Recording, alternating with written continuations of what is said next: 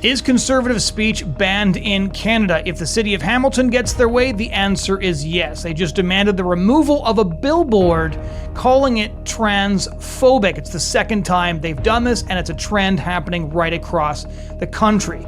Secondly, how did Prime Minister Mark Carney end up hugging a guy in a thong on the street in Vancouver? We'll get into that as well. That's all coming up. Is the truth still allowed in Canadian public spaces? We have yet another story indicating that the answer increasingly is no, and this time it's billboards. Now, there's been a whole bunch of stories over the last few years where very anodyne, boring, factual billboards are not actually permitted to be set up because progressives protest them. And this time, or I should say again, it's in Hamilton. And this is kind of a breaking story.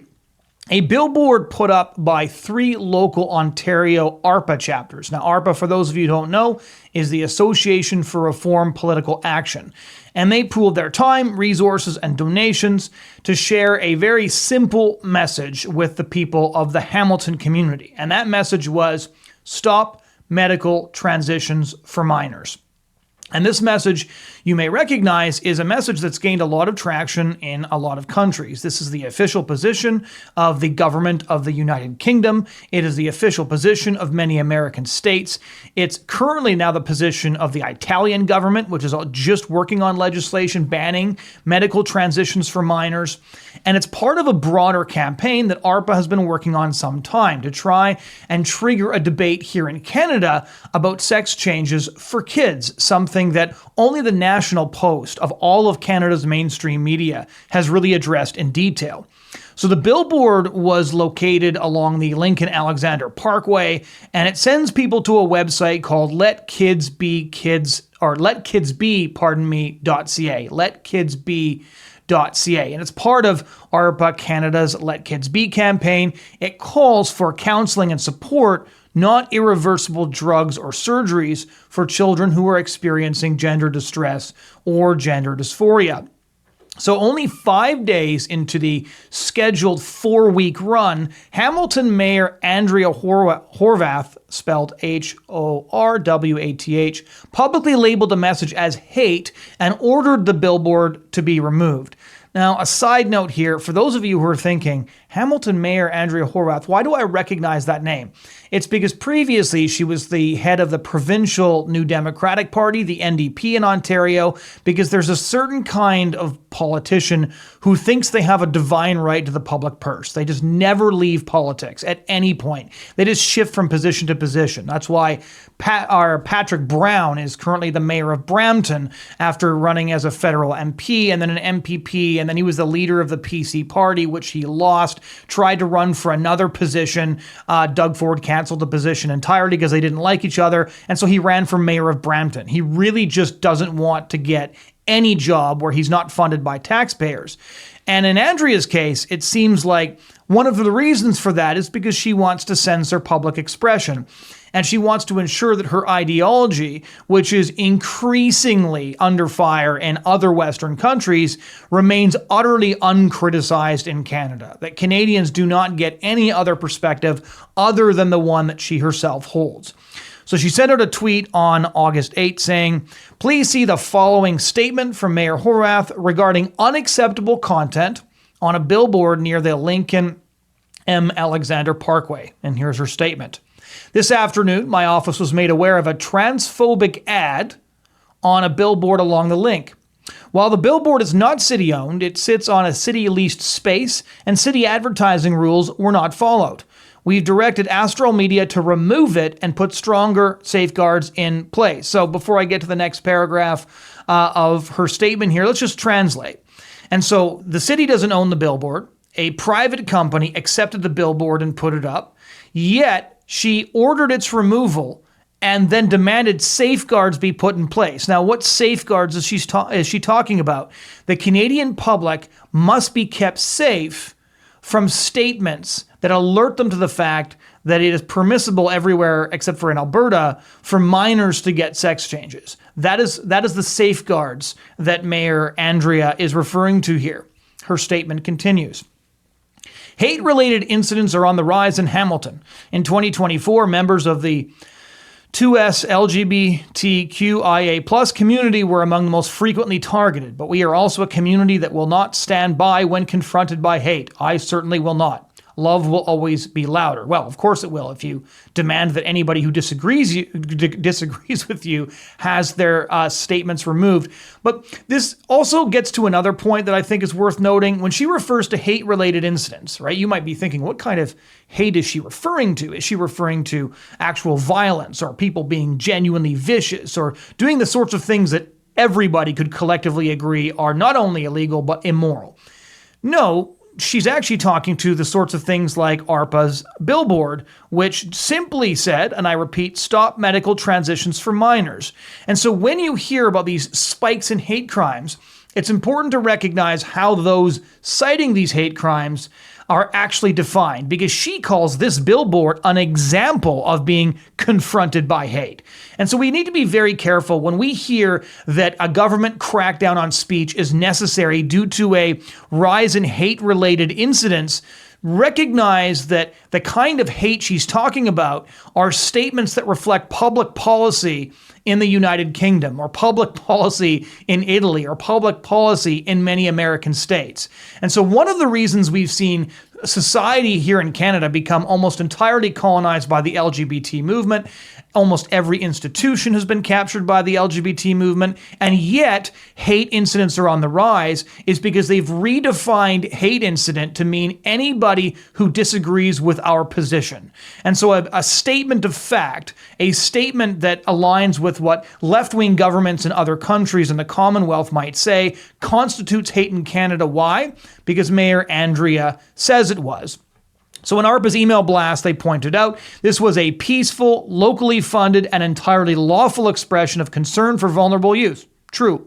Its removal is a troubling example of political censorship and a direct challenge to freedom of expression in our province. The only amendment I'd make to that sentence is another direct challenge to freedom of expression in our province, and there's been a lot of them lately. They also sent Mayor Horwath and all the city councillors an open letter signed by the executive director of Arpa Canada, Mike Shooten, and that letter is available on their site. He says, on Friday, you publicly labeled the Let Kids Be billboard hate and ordered its removal from the Lincoln Alexander Parkway. With all due respect, you do not have the legal authority to censor those with the views that differ from yours. What you have done is silence citizens who care deeply for vulnerable young people and who want to see them supported through compassionate psychiatric care, not pushed towards medicating themselves with drugs that can cause irreversible harm or surgeries that remove healthy body parts. We hope that in time, and just like other elected lawmakers around the world, you will come to acknowledge the evidence on this issue and cease to discriminate against those who are simply trying to care for children by calling them hateful. And he concludes by asking for a reversal of the decision. Now, this isn't just a one-off story, which is why we thought it was important to cover, because there's actually an ongoing story right now, also in Hamilton, another example of another billboard that is currently a subject that is going through the court. So it's another sort of absurd story. The Christian Heritage Party is also facing off with the city of Hamilton, and their ad depicts a smiling young woman with the dictionary definition woman, an adult female. So the Arpa billboard does actually present a political position. They're saying we need to stop this because it hurts vulnerable young people, a position increasingly reflected by medical consensus, although in Canada we seem to be kind of airtight to the international debate on this. But the CHP's billboard was even less controversial. The dictionary definition of woman, adult female. And so the ad was submitted by CHP Hamilton in January 2023 to Outfront Media, the city's agent, as part of a bus shelter campaign, and the ads were rejected. So CHP's requests for an explanation were ignored after legal counsel sent a letter to the city of Hamilton in March 2023 to ask for the legal basis of Outfront Media's decision. It was finally sent a 5-page letter detailing the city's review decision in July. Now, of course, this is where things kind of get fun. So, according to C. Kirk Boggs, the city's lawyer, that is an excellent name for a lawyer, C. Kirk Boggs, the ad was rejected after the city consulted with, quote, local members of the 2S LGBTQ plus community and academic literature. So after consulting with LGBT activists and academic literature, they concluded that a ad that simply shows a woman and a dictionary definition, woman and adult female, was beyond the pale. So they didn't explain why the dictionary definition of woman could constitute hatred, or how CHP sharing its political views in an advertisement constituted discrimination, which they claimed. But we kind of get an idea from the LGBT activists who have been speaking out against the CHP Hamilton billboard, because obviously these are the people that the city was consulting with. So trans activist Jelena Vermillion told the CBC that the ad implies that trans identifying men are, quote, subhuman, are not adults. It infantilizes them and suggests that their identity is a facade. That is a lot to be getting out of an ad that shows a picture of a woman with a dictionary definition, adult female. So CHP challenged the city's decision in court, but an Ontario court upheld the decision last November. Vermillion was undoubtedly pleased with the victory, stating, "It is a perfect example for other municipalities that we shouldn't be bullied by litigation into submitting, to the dictionary definition of woman. These people are incredibly oppressed by the kinds of books that were once found in every Canadian classroom." So consider that for a minute, though. Like the Arpa story is bad.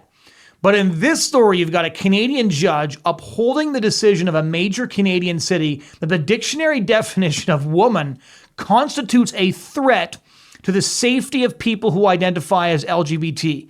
And a trans activist talks to the state-funded broadcaster and claims that the dictionary definition of woman, which by the way can be found in dictionaries, constitutes calling trans-identifying people subhuman, which Noah Webster would like a word. This is entirely new information. It gives you an idea, though, when claims are not only made like this and published by the state broadcaster with no editorial pushback or opposing view published in the same article, that when conservatives warn that they're coming for the dictionaries, the textbooks, the history books, that is very obviously the case. Because according to this trans activist, supported by the city of Hamilton and backed by a judge, basically defining woman as the dictionary does is accusing them of being subhuman. So please do check your children's classrooms for Nazi books, because that's obviously happening right now, according to the CBC, which you fund with your tax dollars. So right now, this case is still ongoing. The Christian Heritage Party is currently requesting leave to appeal that decision to the Court of Appeal for Ontario.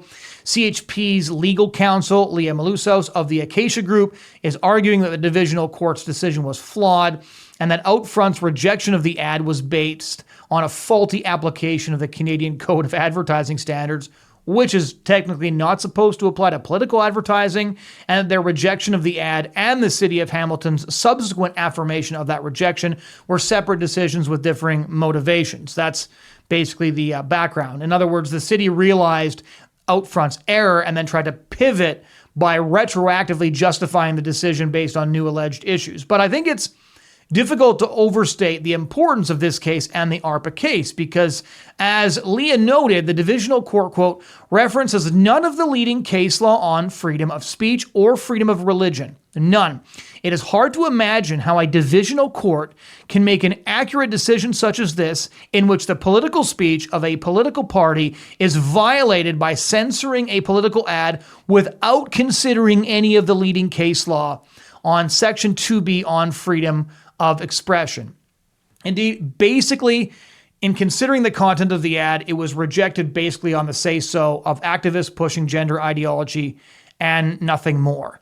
And so the precedent set by the decision as it stands, that displaying the dictionary definition of woman in public can be interpreted as potentially harmful to those who identify as LGBT, is pretty stunning, despite the very dry legalese they use to word this decision.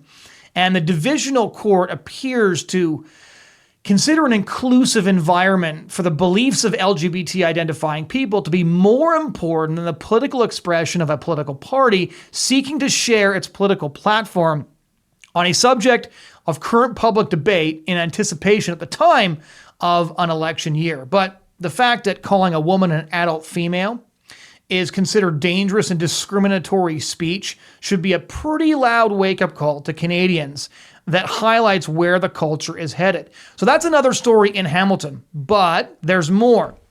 Because I do think it's important to point out that what we're doing here is we're not nitpicking. We're not picking some insane mayor of a city in Canada who used to be the head of the NDP, so what do you expect anyways? But that this is not part of a trend going on across the country. So there's two pretty egregious examples just from Hamilton. One in which stating that we should stop giving sex changes to minors is considered hate, and it's considered to be calling LGBT people subhuman merely for quoting the dictionary definition of woman. But there's also another pretty well-known story that some of you may have heard of. Amy Hamm, a Vancouver nurse, was fired by Vancouver Coastal Health in March 2025. And this was kind of her path to getting fired, was kicked off by a billboard she co-sponsored in September 2020. And that billboard read, "Only I heart JK Rowling." Now, the cultural context for this, of course, is that JK Rowling went from a wildly popular children's author who penned the Harry Potter series to probably one of the most anti-gender ideology activists with a public platform and billions of dollars in the world. And she kind of single-handedly killed Scotland's hate crime laws. And she went from making news for a single X post condemning gender ideology to basically posting on X about this every day. And so the billboard was expressing its support for Rowling's views on women's rights and sex-based spaces, and it immediately led to a significant controversy, complaints with the British Columbia College of Nurses and Midwives, and then the billboard was pulled down. And the billboard was considered discriminatory and derogatory towards transgender people. And eventually, because of that, but also other statements that Amy Hamm made expressing her gender-critical views. Again, Amy Hamm is a feminist. She's not a social conservative. She writes for the National Post and makes it pretty clear that she's coming at this from a different perspective than somebody like myself would be coming at this from. At a BCCNM disciplinary panel, that's the British Columbia College of Nurses and Midwives, on March 13, 2025. They found her guilty of unprofessional conduct based on 3 articles she wrote on gender ideology and 1 podcast appearance where she identified as a nurse expressing gender-critical views. But the initial complaints into her conduct stemmed from the fact that she was one of the people behind the I Heart JK Rowling billboard. So, I'm not done yet. 3 billboards in Canada that got pulled down. One merely opposed sex changes for minors. Another merely cited the dictionary definition of woman. And the third just said, "I heart JK Rowling," an author who is a best-selling author here in Canada. Canadian kids lined up to buy Harry Potter. And these are the kinds of things considered so offensive to the LGBT community that they have to be removed entirely. I want to give one more example that, to my view, is the most egregious, because I think that abortion is the most important public policy issue that nobody talks about. Every year in Canada, babies are born alive and left to die after abortions. This was recorded not only by researchers, it was published in a study earlier this year that this happens quite frequently in Quebec. It's also been discussed by members of Parliament on the floor of the House of Commons and in the National Post, for anybody who doesn't believe that. Abortion in Canada is permitted throughout all 9 months of pregnancy, which makes us one of the only jurisdictions in the Western world that still permits that. And so in order to draw attention to the fact that there are no laws on abortion in Canada at all, Arpa's campaign, We Need a Law, which advocates for some law restricting abortion here in Canada, hosted a billboard campaign back in 2018. And so early in the summer of 2018, 30 billboards went up from Victoria to Halifax with only the sentence, "Canada has no abortion law." So no pictures of unborn babies, no pro-life slogans, no images of abortion victims, just the statement, "Canada has no abortion laws." So this is just a statement of legal fact. And that was followed by We Need a Law's website and a phone number. And I saw some of these billboards all over the place. I saw one in downtown Brantford. I saw another one near Kamloops when I was traveling in BC. And again, this is just a boring factual statement, and it's been true since the Supreme Court's R.V. Morgentaler decision of 1988. But it's also true that according to polling, about 80% of Canadians don't know that abortion is legal until birth. And as somebody who works for a pro-life organization, myself, my colleagues, pro-life volunteers across the country will find that when you talk to Canadians about abortion and you tell them that abortion is legal until birth, they won't believe you. Half the time you have to Google it for them and show them on your phone. And so that was the rationale behind this project. More Canadians would be upset about this if more Canadians knew about this. But abortion activists were just unhinged by this. So here's some quotes. I think it's trying to foster fear and stigma, and I think that kind of message can be really dangerous, said Sarah Baddeley, the Halifax chair of the Women's Legal Education and Action Fund. This is what she told Global News. And she was only one of the abortion activists that immediately began sniveling to the mainstream press and to politicians about a statement of fact that they support. So Joyce Arthur, spokesperson for the Abortion Rights Coalition of Canada, also frequently states that Canada has no abortion laws when she's lauding Canada's approach to abortion. And yet, when this ad went up, she described the ad as demeaning, discriminatory, and degrading. So this is a statement of fact that she has said almost verbatim many times, especially when she's bragging about Canada's legal vacuum when it comes to abortion. But when a pro-life group puts up a billboard with just those words, Canada has no abortion laws, she calls it demeaning, discriminatory, and degrading. And here's the crazy part. Like with the JK Rowling ad, like with the example of CHP's ad defining what a woman is according to the dictionary, like Arpa the local Arpa chapter's ad calling for an end to sex changes for children, abortion activists actually succeeded in getting these facts suppressed. So the ads were unapproved by an organization called Ad Standards Canada. They have no legal authority, but most of the major advertisers voluntarily submit to their decisions. So Ad Standards has a process where anyone can complain about the ad that they see. A council will review the claim and decide if the ad is misleading, offensive, or discriminatory. And so Tabitha Ewert, who was at that point legal counsel for We Need a Law, said, pro-abortion activists have figured out this system and will encourage their supporters to complain about pro-life ads, even though this ad wasn't even explicitly pro-life. The Abortion Rights Coalition of Canada even has a guide on their website that tells people how to most effectively complain about pro-life ads. Ad Standards knows this is happening and has done nothing to prevent it, but instead routinely rules against pro-life ads based on complaints initiated by pro-abortion activists. There were a couple of pro-abortion activists who instituted complaints against our ad that the council reviewed and upheld this fall, that being 2018. Then it gets worse. In our latest communication with Ad Standards, we requested a clear explanation of what they think the law is in Canada. In response, we were told that our ads are literally true, but that fact obscures reality. Literally true, but the fact obscures the reality. They go on to suggest the law is that Morgenthau decriminalized abortion. That means their understanding of the law is that abortion is decriminalized. In other words, the law is that there is no law. So how did they justify this? Well, according to Tabitha, they said they have decided they don't need to concern themselves with the precise legality or literal truth of presentation, end quote, but only with the general impression of the advertisement.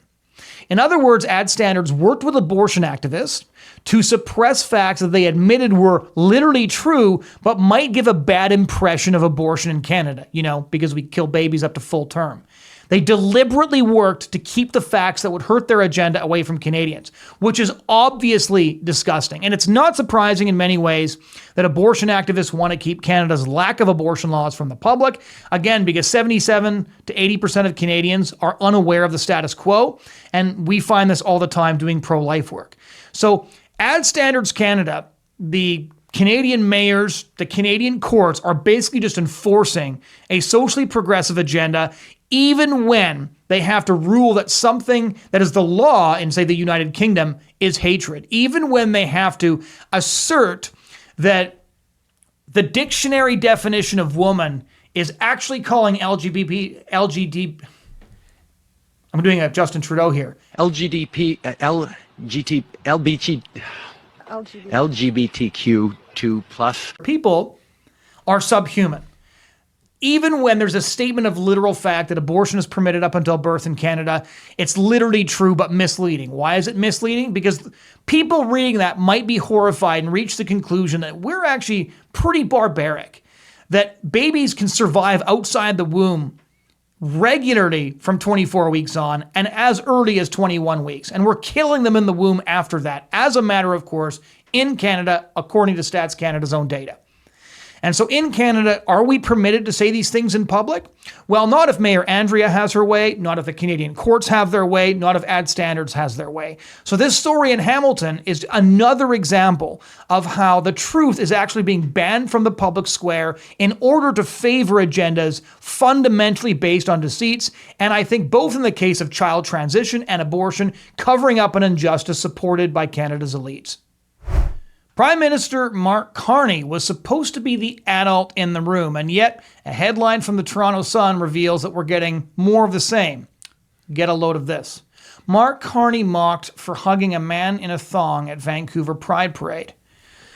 Now, the picture in the Toronto Sun here, which is fortunately cut off at the waist, shows Mark Carney in a full suit hugging a man who is completely naked except for a pink thong and a halter type thing. I'm not sure what that is. I'm certain that I don't want to know.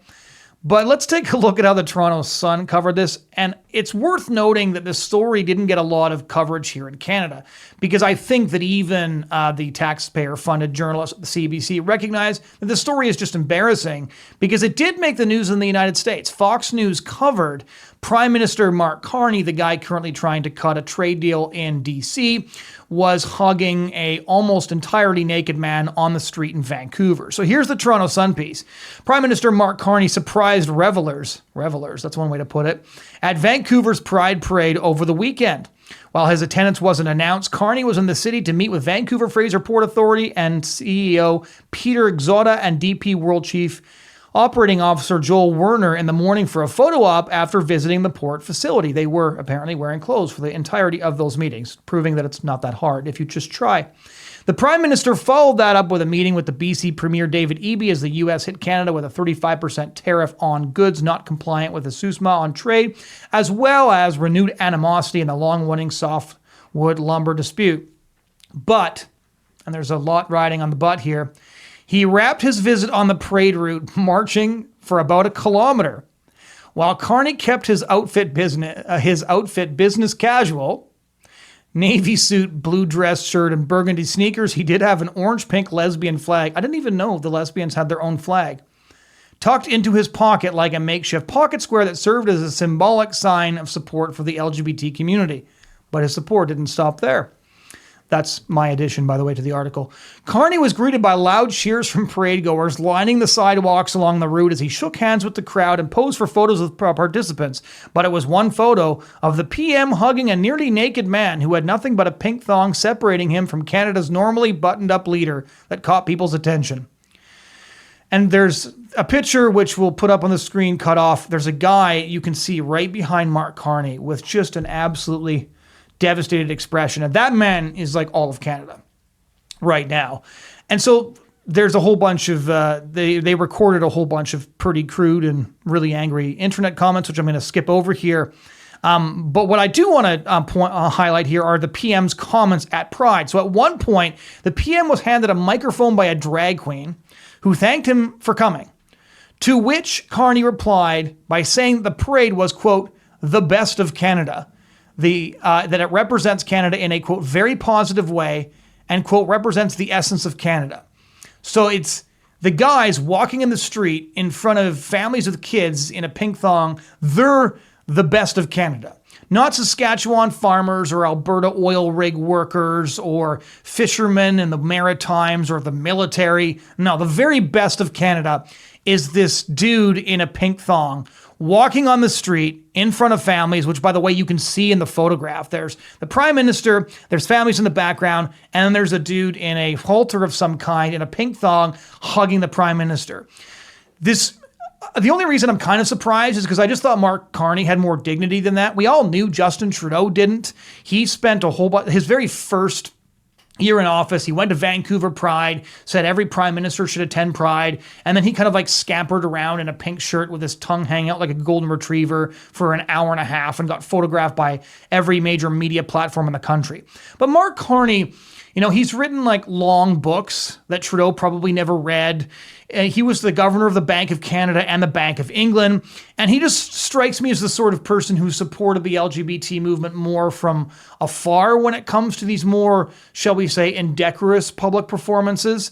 And so it is really jarring to see Mark Carney hugging this dude in a pink thong. You do wonder what's going through his head, right? Like, I suspect most of you have never had a situation where you have a man coming at you in a pink thong and your instinct is, well, I guess I've got to hug him now because the cameras are there. In fact, most people would have the precise opposite reaction. And this picture is just kind of an unfortunate, grim snapshot of where Canada's at. Because any previous prime minister, even 15 years ago, wouldn't have been caught dead hugging a guy naked except for a thong on the street. Even the sort of sticking his butt out, keeping the guy as far away from him as possible, back tab hug that Mark Carney is clearly trying to accomplish here. You just wouldn't do it because it would be seen as really negative, really gross, really undignified, not befitting the office to be doing this sort of thing. But the LGBT movement has so much control over Canada's establishment and especially the progressive wing that you now basically have to do this. If you're on the street, this is what you've got to do. And it just strikes me as so ironic that all of this agenda started to be legalized in 1969 with Pierre Trudeau's omnibus bill, which decriminalized abortion and normalized and sort of loosened the restrictions on divorce. And there was a laundry list of other pelvic issues included in this legislation. And the quote that was used to defend this was, "The state has no business in the bedrooms of the nation." Now, wouldn't that be a refreshing thing to adopt once again for the Liberal Party? Because now we have completely the opposite perspective. Is the state not only has a great business in what goes on in the bedrooms of the nation, but we have to pay for what goes on in the nation. We have to fund birth control. We have to fund condoms. The state actually has to show up at these parades and applaud about all the things that are going on. The prime minister in his full suit has to be hugging almost naked men wearing pink thongs because it's really important for him to show support for almost naked men in pink thongs in order that his support for whatever that guy gets up into the bedroom is recorded for the cameras as a requirement of residents in 24 Sussex. And so all of this, the state has no business in the bedrooms of the nation. Spare me, because I'm looking at a photograph of Canada's prime minister with an almost naked dude on top of him in the street. And that's where we ended up. And I don't think that's where anybody thought we would end up. Looking at Mark Carney's face here, I'm not even sure he thought this is where he ended up. But here we are. Thank you all for listening to this episode of the Bridgehead Briefing, and apologies for the last story if any of you were eating. Now, I want to direct your attention briefly to the Let Kids Be. There's a rally and a march planned for Saturday, September 27. This relates to the story that we covered about the Billboard. It's part of the same campaign. So just to give you an idea of the schedule, 10:30 a.m., there's a gathering at Queen's Park in Toronto. At 11 a.m., there will be a rally and speeches. At 12 p.m., there will be a march through Toronto. And at 1:15, closing remarks. If you want to check that out, go to letkidsbe.ca. The rally and march tab is at the very top of the website. You can click on it and the details that I just shared with you will be there and you can sign up. Thank you all for taking the time to listen to the Bridgehead Briefing this week. We hope you found this information helpful. If you thought the commentary was helpful, please do like it, share it around, subscribe. That's the most important thing. And drop a comment if there's other stories you want us to cover or you want to join the conversation. As always, you can find this podcast wherever you get your podcast content. Thanks so much for watching.